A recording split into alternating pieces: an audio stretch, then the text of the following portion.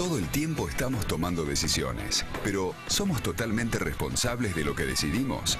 ¿Siempre tomamos decisiones beneficiosas para nuestra vida? On my orders, coalition forces have begun striking selected targets of military importance. Yo soy o blanco o negro. Gris no voy a ser en mi vida. Propiese, señor alcalde. ¿Cómo podemos entender las adicciones desde los estudios neurocientíficos? ¿Cuánto influye el sentido de responsabilidad, el estrés, los impulsos o el análisis reflexivo para tomar decisiones? Estas son algunas preguntas que nos interesan abordar en este segundo bloque del capítulo dedicado al fascinante tema de la toma de decisiones. El arte es la creación del cerebro humano. Vamos a recurrir al arte para ver cómo el cine explica la toma de decisiones. El cine acompaña nuestra vida desde hace más de un siglo y desde la pantalla se reflejan situaciones comunes de la vida cotidiana. Este compacto de películas nos permitirá ilustrar cómo se manifiestan distintas decisiones a partir de grandes escenas del cine de género.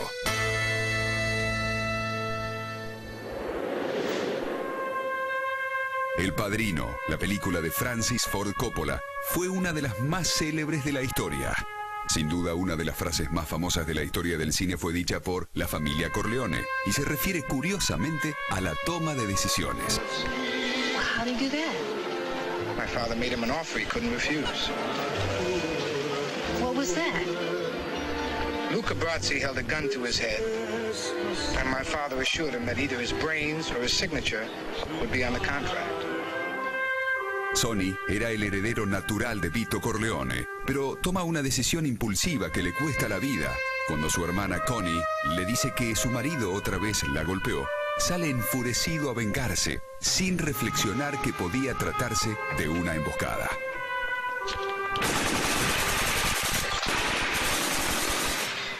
As far back as I can remember, I always wanted to be a gangster. Henry es uno de los mafiosos de Buenos Muchachos, una película del gran Martin Scorsese. Al final del film, Henry debe tomar decisiones fundamentales para su supervivencia y la de su familia, bajo una presión inmensa. No le resultará fácil recorrer las calles de Pensilvania con un helicóptero del FBI encima de su cabeza y la sangre llena de sustancias que sabe que lo arruinan, pero que no puede dejar.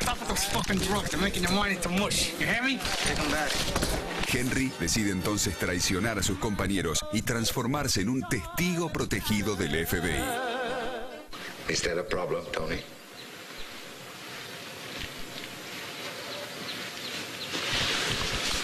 No problem.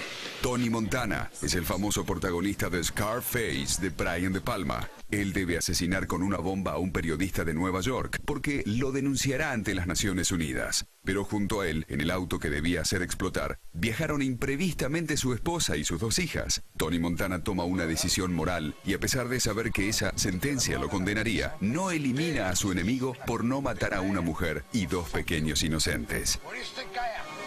You think I killed 2 kids and a woman? Fuck that! You die, motherfucker! Como sucede en el cine, en la vida cotidiana se toman decisiones de estas características. Decisiones impulsivas, bajo presión, medidas que sabemos que nos perjudicarán, pero que lo elegimos de todas formas. Decisiones morales. El cine sabe proyectar en la pantalla gigante las decisiones de la vida. Get out of the truck, put your hands where I can see them. This is gonna be our time. Para que podamos mirarlas mejor. Ustedes vieron cómo en estas películas había ejemplos de decisiones en la ambigüedad, en la duda, bajo estrés. Permanentemente tomamos decisiones bajo ciertos contextos. Este es un ejemplo de cómo el cerebro humano es flexible y plástico y se adapta al contexto externo. Uno de los aspectos claves en la toma de decisión humana es resistir la tentación inmediata y pensar en las consecuencias a largo plazo. Por ejemplo, estoy a dieta o quiero cuidar mi peso, veo un helado con muchas calorías, tengo ganas de comerlo, pero si lo como, sé que voy a sumar calorías y voy a perjudicar mi dieta. Es un ejemplo cómo el lóbulo frontal, esta parte del cerebro, frena la recompensa inmediata pensando en el largo plazo. Hay muchas condiciones clínicas en las cuales esto falla. Los pacientes prefieren la recompensa inmediata, aún sabiendo que se van a perjudicar en el largo plazo. Y esto no depende, como vimos en el caso de Phineas Gage, de la inteligencia, de la memoria, del lenguaje, sino del proceso emocional. Ese proceso emocional que guía la toma de decisiones está fallando. ¿Cuáles son esas condiciones? La adicción. Quizás la obesidad. Uno quiere la recompensa inmediata aún sin poder pensar en el largo plazo, o sabiendo las consecuencias racionales en el largo plazo, uno no puede resistir la tentación inmediata. La demencia frontotemporal es una demencia en la cual se desgasta esta parte anterior del cerebro y la gente está intacta en los primeros años desde el punto de vista intelectual y lenguaje y memoria, pero tiene mala toma de decisiones. De hecho, un senador por Nuevo México en Estados Unidos, el senador Domenici, fue electo senador teniendo esta enfermedad, la demencia frontotemporal. Nadie se daba cuenta que tenía una enfermedad porque su inteligencia, su lenguaje, su memoria estaba intacta. Sin embargo, la familia notaba decisiones impulsivas, obscenas, que no tenían nada que ver con su personalidad previa. Otro ejemplo de una toma de decisión anómala son los psicópatas. Los psicópatas, que también tienen alteraciones emocionales, disfrutan al hacer daño a otros. Todas estas condiciones se pueden englobar lo que denominamos condiciones con miopía del futuro. Están concentradas en el corto plazo sin pensar en las consecuencias a largo plazo. Para ampliar estos temas, los invito a ver el diálogo con el doctor Bellara, uno de los principales investigadores en el campo de la toma de decisiones.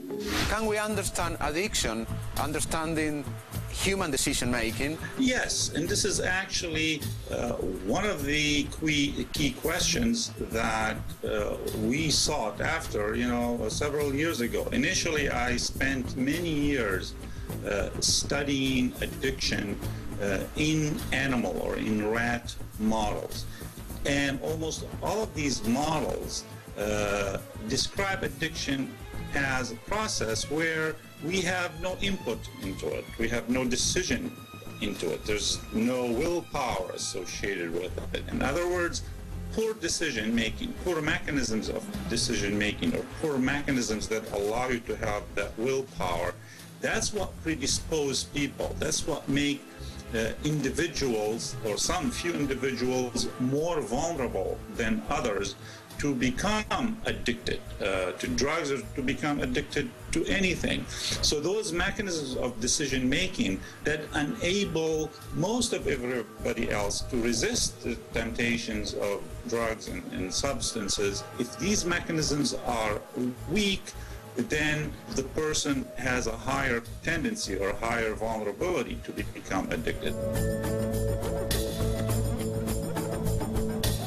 Now, what causes this impairment in decision-making? We argued there are several possibilities. One set of possibilities is genetics, because a lot of those mechanisms of decision-making are influenced by genetic factors that lead to certain chemicals in the brain, like serotonin and dopamine and so on. So people are born with different levels of those chemicals, and that's determined by genetic factors. But there are also other environmental factors. Can we explain, for example, obesity, understanding the problems of taking decisions? Now, the issue of obesity, this is sort of a special case of addiction. A lot of people get offended at saying, well, food, it's not like drugs. But unfortunately, neuroscience show us that those same brain mechanisms that work in the phenomenon of addiction, that lead to addictive behaviors, they're the same one. At least if they're not identical, they overlap to a very large extent with the same neural mechanisms that drive us to eat food.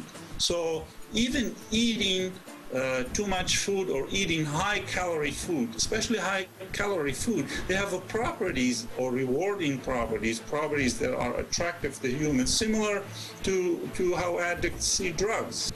Como sociedad, ¿qué podemos aprender del estudio de la toma de decisión en el cerebro humano? Quizás este tema de la miopía del futuro.